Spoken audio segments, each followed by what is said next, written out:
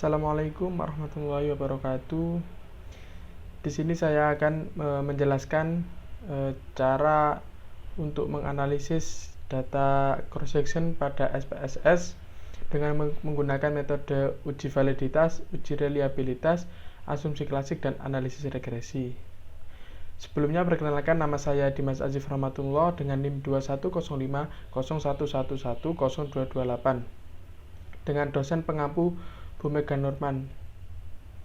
Baik, di sini saya akan menjelaskan tahap-tahap dalam pengujian pada data cross section menggunakan atau aplikasi software SPSS. Nah, sebelumnya di sini saya sudah memiliki data, yakni data dari kakak tingkat saya yang bernama Mbak Riri Novianti. Nah, di sini sudah ada data ya, jadi data ini tinggal dimasukkan ke dalam SPSS. Yang pertama-tama untuk menginput data, kita buka pada file, kemudian import data, dan kemudian klik Excel. Nah, di sini akan keluar datanya yang ingin dimasukkan, silakan dimasukkan. Kita klik open.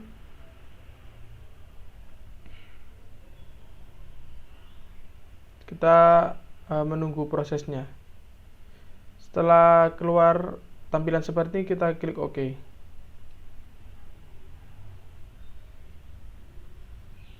Kita kembalikan ke SPSS-nya tadi. Nah, ini datanya sudah dimasukkan dan begini tampilannya. Ini yang di bagian data view.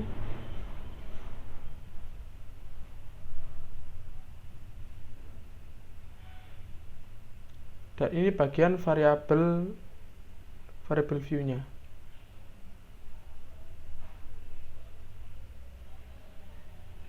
Oke. Pertama-tama sebelum kita mengolah data ini, kita scroll ke bawah dulu karena di sini tertera total dari setiap variabel gitu. Nah, ini harus dihapus dulu karena nanti dalam pengujian SPSS agar balance gitu dan hasilnya signifikan.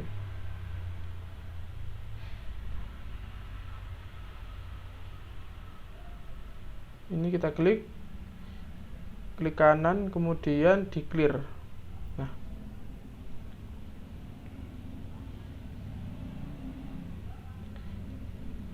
Nah, di sini saya akan menjelaskan untuk uji validitas terlebih dahulu. Sebelum kita melakukan uji validitas, kita harus menjumlahkan dari setiap variabel ini. Kan ada x1.1.1, x1.1.2, x1.1 dan sampai x1.4.3 ini. Ini kita jumlahkan terlebih dahulu. Caranya yaitu pertama kita klik transform, kemudian komputer variabel. Nah, untuk target variabel di sini kita isi dengan tulisan total underscore x1. Nah, dalam target variabel ini kita tidak boleh menggunakan spasi ya. Jadi saya ganti dengan menggunakan underscore ini. Kemudian yang ingin dijumlahkan adalah x1, kita masukkan semua seperti ini.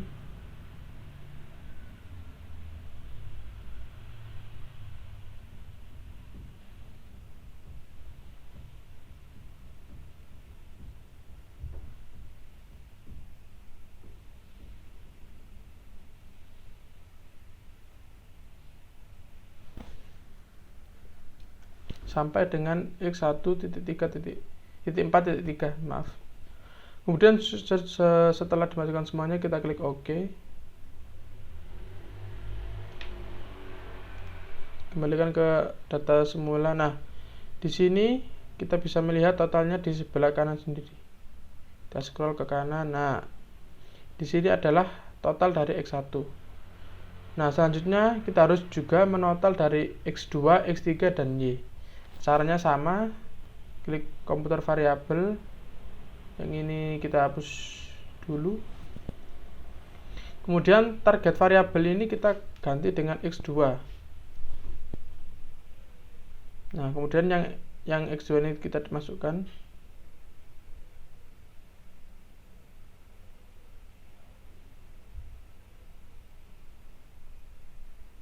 Nah, ini setelah x2 sudah dimasukkan semua, kita klik OK. Kita kembalikan ke SPSS. Nanti munculnya di sebelah kanan lagi ya. Ini saya selesaikan dahulu untuk menjumlahkan.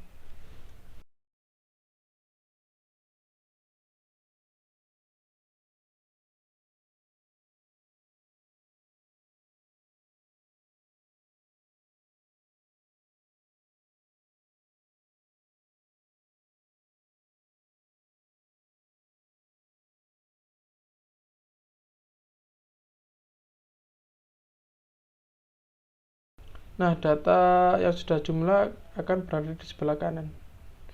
Nih, total X1, total X1, total X2, total X3, dan total Y.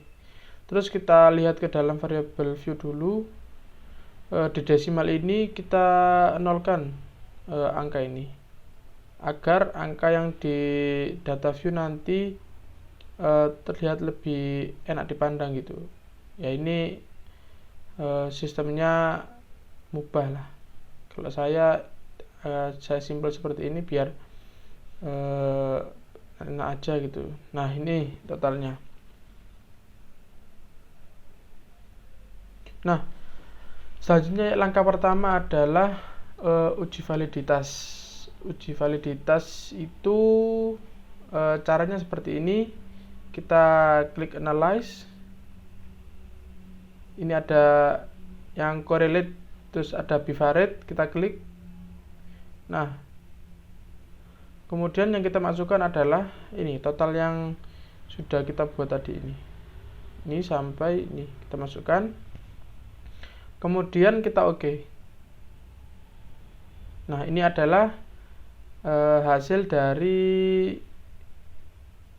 validitas, uji validitas kita.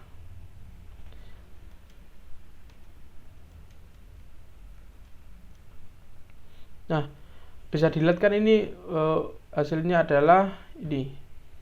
Nah, interpretasi dari tabel ini adalah dapat dilihat pada uji validitas di atas bahwa penelitian ini dikatakan valid karena pada tabel SIG 2 Toilet menunjukkan angka di bawah 0,05, yang dimana hal tersebut merupakan syarat dalam uji validitas dan juga person correlation bertanda bintang 2, jadi dapat disimpulkan bahwa penelitian tersebut valid.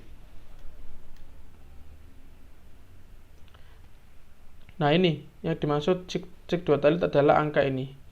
Angka ini adalah kan ini 0,00 semua ya. Nah, ini kan berada di dalam berada di bawah alfanya, yaitu 0,05. Berarti dikatakan data yang saya gunakan ini adalah valid. Selanjutnya, analisis yang kedua adalah analisis reliabilitas. Caranya yaitu dengan klik analyze, kemudian kita pindah ke ini bagian scale, ada tulisan reliability analyze, kita klik. Nah, ini kita masukkan semuanya, datanya ini semuanya sampai ke ini. Pokoknya yang kecuali yang total tadi, yang dimasukkan adalah data yang ini, bukan yang total. Kemudian kita klik panah, kemudian kita klik statistika ini, yang di pojok kanan atas ini kita klik. Nah, akan ada tampilan seperti ini. Kita klik yang item ini di checklist, yang scale di checklist, yang scale if item delete di checklist, dan correlation di checklist. Setelah itu kita klik continue, jangan lupa ya di continue, kemudian kita OK. Nah, ini adalah hasilnya. Yang kita lihat adalah yang ini, bagian reliability statistik, menunjukkan pada Cronbach alpha base of standardized item adalah 0,819. Nah, dari uji reliabilitas dari angka ini interpretasinya adalah pada uji reliabilitas di atas dapat dilihat bahwa nilai Cronbach alpha adalah 0,19 yang berarti instrumen penelitian yang digunakan untuk mengukur variabel adalah reliable atau handal karena nilai Cronbach alpha lebih dari 0,6. Nah, batas alfa dari uji reliabilitas adalah 0,6. Selanjutnya kita masuk ke dalam pengujian yang ketiga, yaitu asumsi klasik. Nah, dalam asumsi klasik itu terbagi menjadi 4 bagian. Yang pertama uji normalitas, yang kedua uji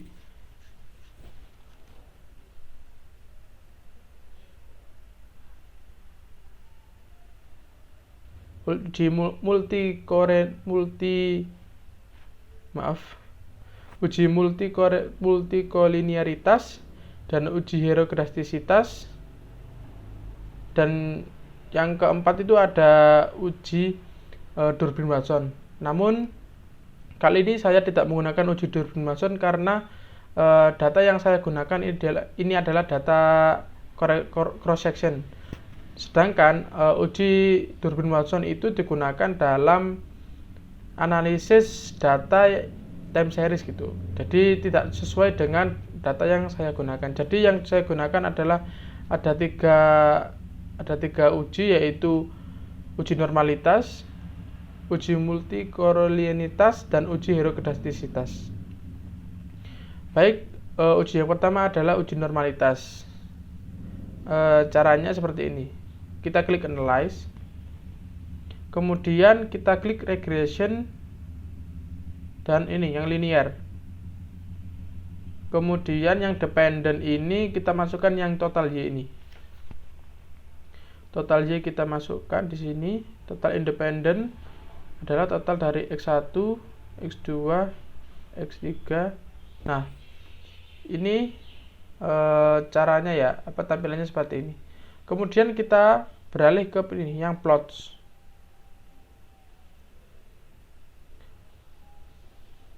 Oh ya, sebelum itu dalam uji normalitas itu terbagi menjadi dua. Yang pertama adalah uji menggunakan metode grafik, yang kedua adalah uji Kolmogorov-Smirnov.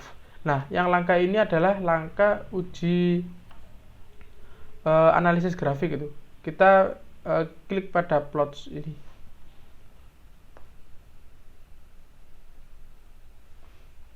Klik plots. Kemudian ada tanda histogram ini kita checklist, dan normal probability plot ini kita checklist. Nah, kemudian kita continue. Setelah itu kita klik OK.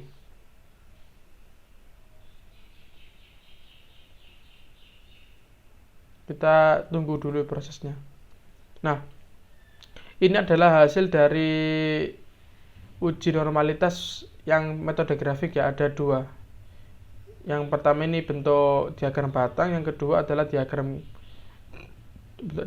atau garis ini yang ada titik-titik yang yang mepet-mepet sama garis lurusnya. Nah, kita kembali ke interpretasinya. Nah, ini adalah uji asumsi klasik, uji normalitas bagian grafik. Berdasarkan tampilan histogram maupun grafik normal plot, dapat disimpulkan bahwa histogram memiliki pola distribusi yang sebagian besar di dalam kurva dan bisa dikatakan normal. Sedangkan pada grafik normal plot terlihat titik-titik menyebar di sekitar garis diagonal, maka disimpulkan model regresi ini tidak menyalahi aturan normalitas. Nah, ini kan sebagian besar kan data ini kan berada di dalam kurva gitu. Nah, ini yang saya maksud. Kemudian titik-titik garis yang menyebar pada garis diagonal itu ini, titik-titik hitam ini. Nah, ini kan nyebarnya nggak kayak gini-gini gitu loh. Jadi melipir di samping garis hitam. Oke, itu adalah uji normalitas bagian grafik. Yang selanjutnya adalah pengujian normalitas, masih normalitas tapi dengan uji Kolmogorov-Smirnov namanya.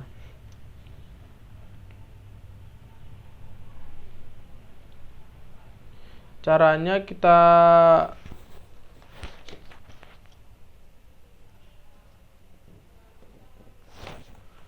tetap sama, kita klik regression, linear.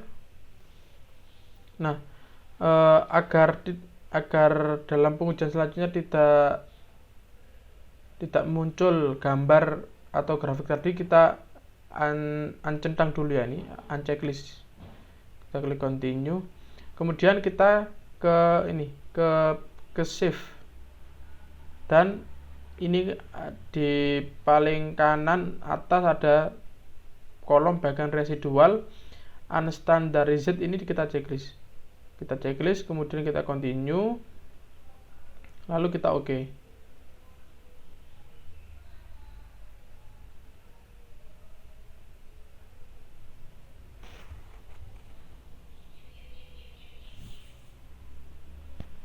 Nah, munculnya ada di data bagian sini.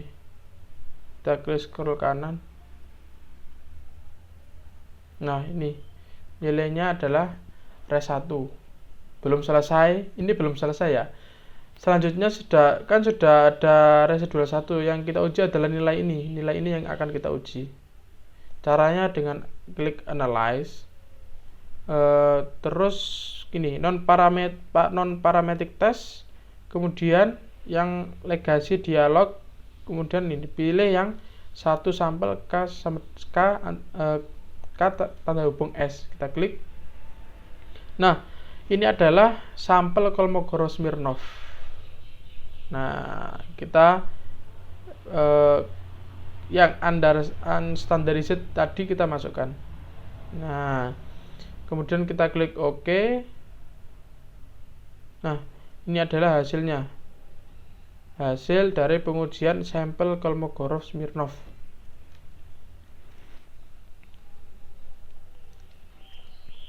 Nah, dalam uji Kolmogorov-Smirnov ini menunjukkan pada ASY-MP SIG2 Toilet adalah 0,098. Pada uji Kolmogorov, nilai ASY-MP SIG2 Toilet menunjukkan angka 0,098. Pada penelitian dapat dikatakan normal jika ASY-MP-nya itu pada uji normalitas lebih besar daripada 0,05.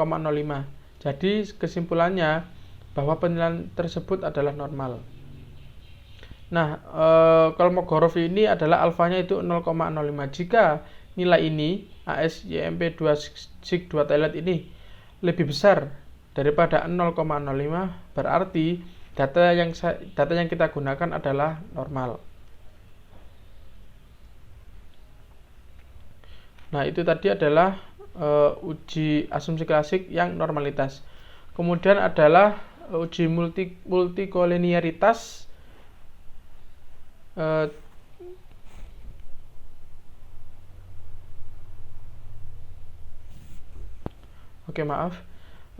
Caranya adalah kita klik analyze, kita tetap ke regression dan linear. Nah, sebelumnya kan kita menceklis pada ini unstandarized ini. Kini kita nonaktifkan lagi, kita klik OK. Kemudian beralih ke dalam statistik. Nah, setelah tampilannya seperti ini, kita klik yang collinearity diagnostic. Kita checklist terlebih dahulu, kemudian kita continue. Nah, terus habis itu kita OK.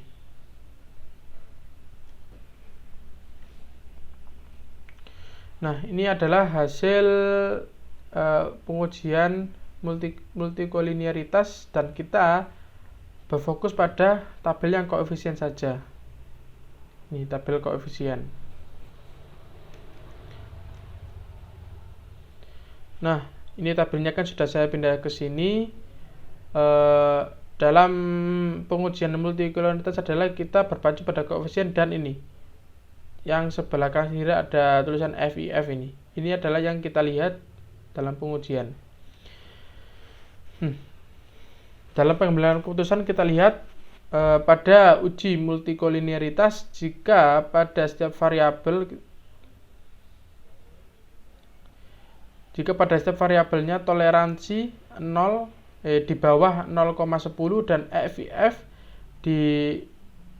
lebih besar daripada 0,10 dan di bawah 10, maka tidak terjadi gejala multikolinearitas. Jadi, dapat dilihat pada tabel di atas untuk toleransi pada setiap variabelnya adalah lebih besar daripada 0,10 dan nilai EFIF pada setiap variabelnya kurang dari 10. Maka dapat disimpulkan bahwa penelitian tersebut tidak terjadi gejala multikolinearitas. Nah, nilai angka-angka ini kan lebih besar daripada 0,10 dan di bawah 10. Nah, ini adalah berarti data yang saya gunakan adalah bebas dari gejala multikolinearitas. Kita kembali ke pengujian selanjutnya, yaitu uji heterokedastisitas. Nah, dalam pengujian heterokedastisitas ini juga terbagi menjadi dua, yaitu pertama adalah menggunakan metode grafik, yang kedua adalah menggunakan namanya uji Gletser. Nah, dalam heterokedastisitas ini saya akan menjelaskan pertama dulu, ini mengenai uji grafik. Yang pertama kita klik analyze lagi, tetap di regression linear. Nah, ini tampilannya seperti ini. Kemudian yang collinearity ini kita unchecklist dulu ya, seperti biasa agar tidak muncul lagi gitu pengujian tersebut, karena kan sudah ada gitu. Kita klik continue. Caranya kita pilih ke plots. Kemudian ini akan ada nama-nama dependent, ada ZBRED, ZRSID, DRSID ini. Nah, yang dimasukkan ke dalam pengujian Y ini adalah SRE-SID ini kita masukkan. Kemudian yang X itu adalah ZPRED, yang ini kita masukkan. Nah, setelah dimasukkan seperti ini, kita continue. Jangan lupa kita klik OK.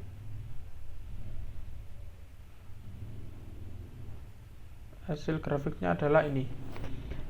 Scatter plot dependent variable total Y. Nah, ini gambarnya sudah saya pindah ke sini. Kan terlihat pada grafik scatter plot bahwa titik-titik itu menyebar secara acak baik di atas maupun di bawah angka 0 pada sumbu Y. Hal ini dapat disimpulkan bahwa tidak terjadi heterokedastisitas pada model regresi. Kan di sini bahwa terlihat bahwa titik-titik ini menyebar ya. Ini menyebar ke sini, ke sini, ke sini, ke sini secara acak gitu. Kemudian kita lanjut ke dalam uji Gletser pada analisis heterokedastisitas. Ini langkahnya ada sedikit agak banyak ya. Yang pertama itu kita harus memiliki nilai residual. Kan kita sudah memiliki nilai residual yang ini tadi. Nah, nilai residual ini harus kita absolutkan terlebih dahulu. Caranya seperti ini. Kita klik transform, komputer variabel, target variabel kita ganti nama UI. Nah, ini kita hapus terlebih dahulu. Nah, ini kita di function group ini kita milih ini, yang all ini kita klik. Nanti akan muncul banyak seperti ini. Nah, kita akan menggunakan yang ABS. Kita cari ABS ini. Nah, setelah kita klik panah ini. Nah, ini klik panah ini penting ya. Kita klik panah agar di numeric expression ini muncul. Kemudian baru kita memasukkan data ini residualnya. Kita masukkan. Nah, tampilannya harus seperti ini ya. Nanti teman-teman jika ingin mencoba menguji, tampilannya harus sama dengan ini. Kemudian kita klik OK. Kita lihat.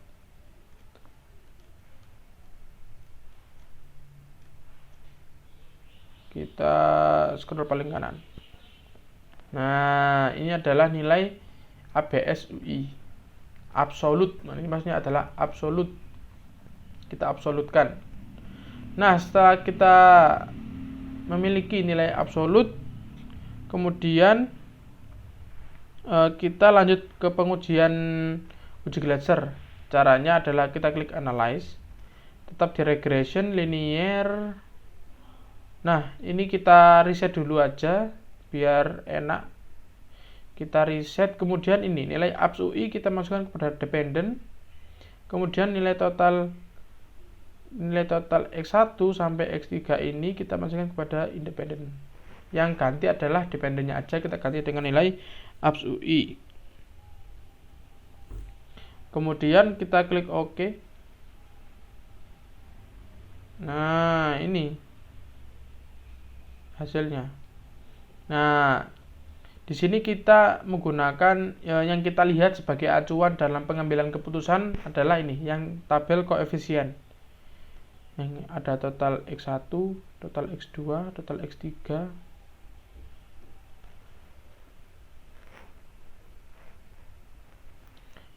Terus kita lihat ke dalam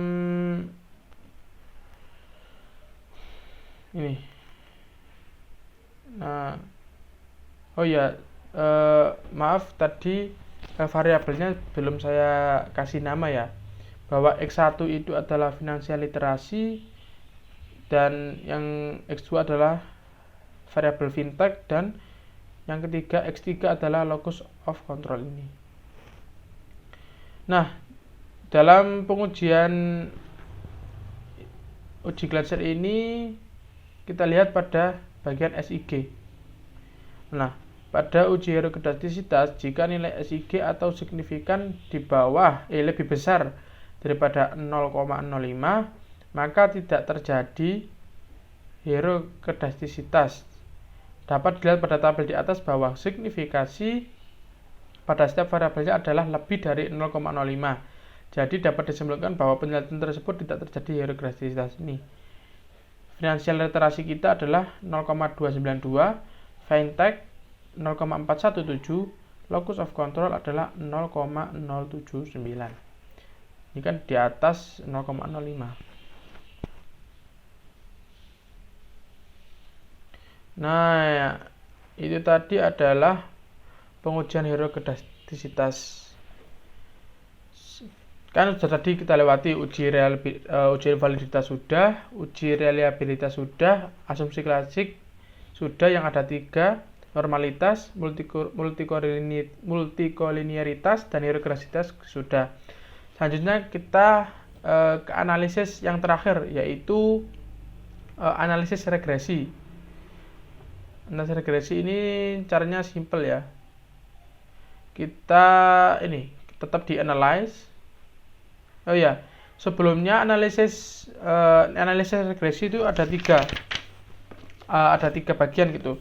Yang pertama adalah koefisien determinasi, yang kedua uji simultan atau uji uji F, maaf. Yang kemudian adalah uji parsial, yaitu uji T. Nah, caranya simple saja, kita klik analyze lagi. Kita klik regression linear sama kayak yang tadi.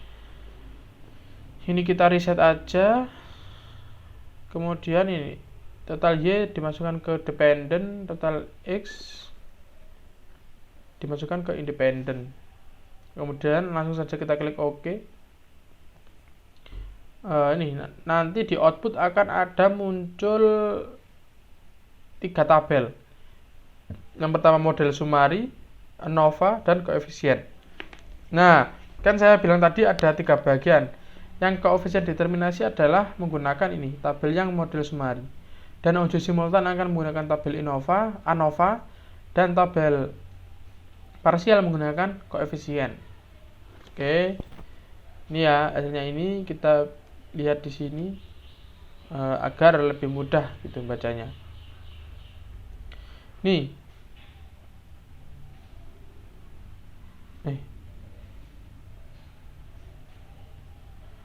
Pada koefisien determinasi.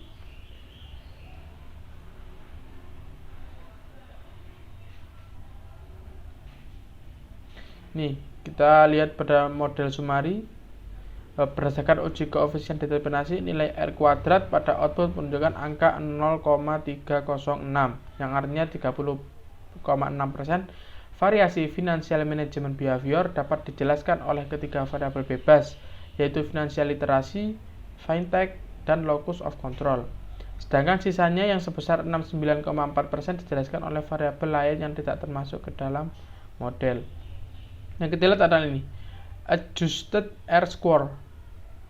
Ini adalah 0,306. Selanjutnya ada pada uji simultan. Nah, pada yang uji simultan ini kita lihat pada ini, yang bagian kanan SIG ini. Kita lihat di sini. Nah, sebelum kita mengambil keputusan, kita harus merumuskan hipotesis terlebih dahulu. Saya merumuskan hipotesis 0, yaitu financial literasi, fintech, dan locus of control bersama-sama tidak berpengaruh terhadap financial management behavior.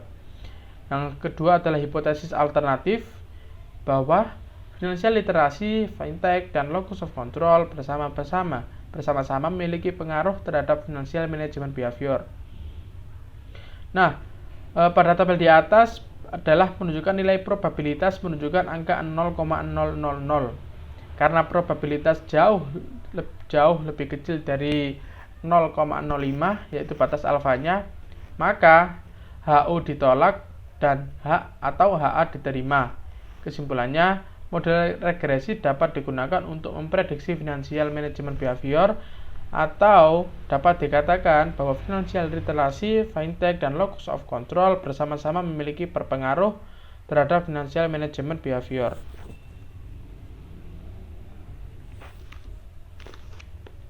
Selanjutnya kita masuk ke uji yang paling terakhir, yaitu uji partial T. Nih. Yang kita lihat adalah tabel koefisien. Yang kita fokuskan adalah yang ini, SIG lagi, yang paling kanan. Nah, bisa disimpulkan bahwa dari ketiga variabel ini, yaitu variabel financial literasi, fintech, dan locus of control, dimasukkan ke dalam model. Ternyata hanya dua variabel, yaitu financial literasi dan locus of control, yang signifikan, yaitu di bawah 0,05. Ini 0,00 dan 0,00. Hal ini terlihat dari probabilitas signifikan keduanya jauh di bawah 0,05. Nah, di sini kita lihat bahwa kan ini financial literasi adalah menunjukkan angka 0,000 dan locus of control menunjukkan angka 0,000. Kan ini di bawah 5% gitu. Alfanya ada 5%. Nah, itu tadi adalah uji statistika menggunakan uji validitas, uji reliabilitas, asumsi klasik, dan analisis regresi. Oh ya, sebelumnya di sini saya lupa memberikan keterangan ya pada total X1 ini, harusnya itu adalah financial literasi. Kemudian total X2 adalah fintech. Kemudian X3-nya tadi adalah locus of control. Locus of control. Dan total Y adalah financial management behavior.